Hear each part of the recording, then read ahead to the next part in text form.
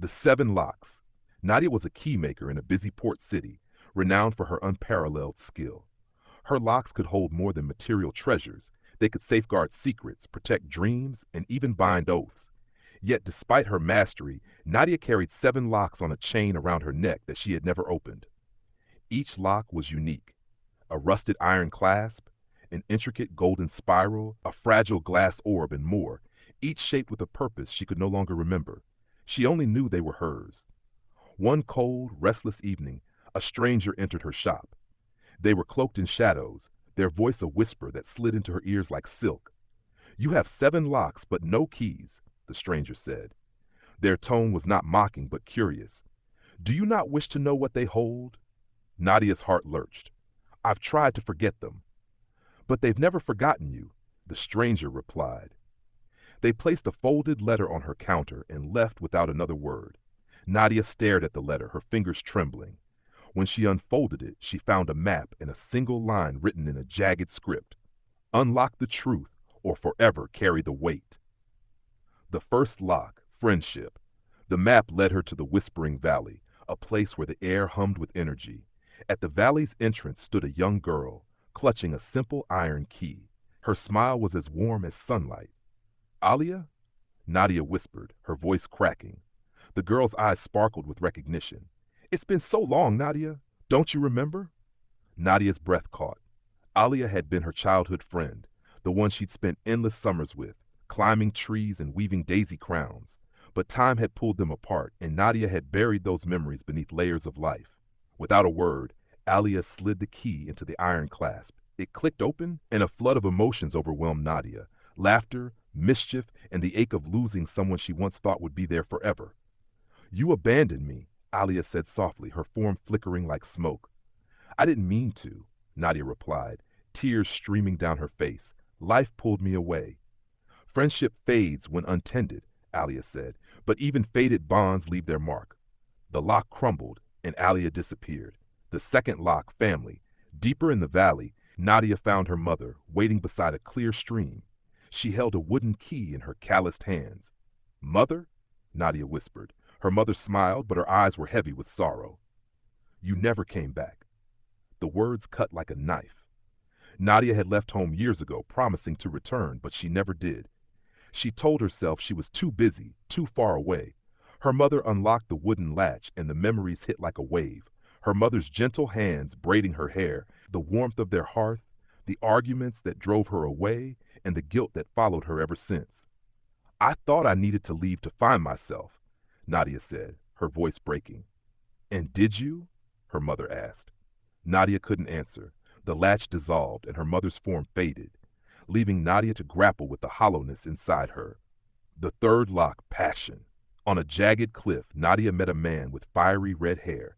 He spun a silver key between his fingers, a mischievous grin playing on his lips. "Eric?" Nadia said, her chest tightening. He had been her first love, a whirlwind of stolen kisses and reckless dreams. She had loved him fiercely, but their passion had burned too hot, leaving her scorched and broken. Eric unlocked the golden spiral, and Nadia was thrust into their past. She felt the rush of his touch, the euphoria of their connection. But then came the nights of fighting, the lies, and the hollow pain of betrayal. "Was it worth it?" Eric asked, his voice softer than she remembered. "I don't know," Nadia admitted. "You taught me to feel, but also to guard my heart." "Passion is fire," Eric said. "It can forge or destroy. You have to decide which you'll let it do." The spiral unraveled, and Eric disappeared, leaving only ashes in his wake. The fourth lock, solitude. In a quiet meadow, a hooded figure waited, their face obscured. They held a translucent key. "Who are you?" Nadia asked. "I am your solitude," the figure replied. "I am the silence you cherish and the emptiness you fear." They unlocked the glass orb, and Nadia saw herself in the quiet moments, reading by lamplight, walking alone under the stars. She felt the peace of being untethered, but also the crushing loneliness of hearing nothing but her own thoughts. "You use solitude to protect yourself," the figure said. "But walls built too high keep everyone out." The glass shattered, and the figure dissolved into mist. The fifth lock, ambition. At the edge of a waterfall, a figure in gleaming armor held a brass key. "I am your ambition," they said, their voice resonating with pride. They unlocked the brass lock, and Nadia saw herself pouring every ounce of energy into her craft, perfecting her locks, earning recognition, building a legacy. But she also saw the empty chair at her table, the friends she pushed away, the family she neglected. Ambition drives you, the figure said, but it is a lonely road if you walk it alone. The lock fell away, leaving Nadia with a hollow ache. The sixth lock, grief.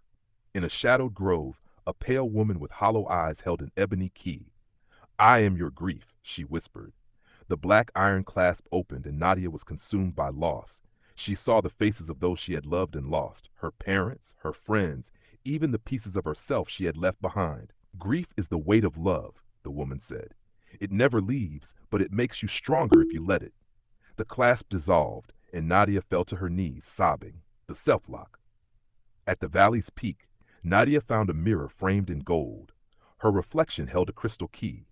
I am you, her reflection said. As the crystal lock opened, Nadia's memories shifted. The locks had not been placed by others. They had been forged by her own hands to protect herself from pain. But in locking away the hurt, she had locked away the joy too. You cannot hide from yourself, her reflection said. To live is to feel everything, the pain, the love, the loss, and the hope. The final lock fell away, and the chain around Nadia's neck dissolved. The weight she had carried for so long was gone, replaced by a bittersweet freedom. As she descended the valley, Nadia knew she would never be the same. The locks were gone, but their lessons remained, etched into her heart. For the first time in years, she felt truly alive.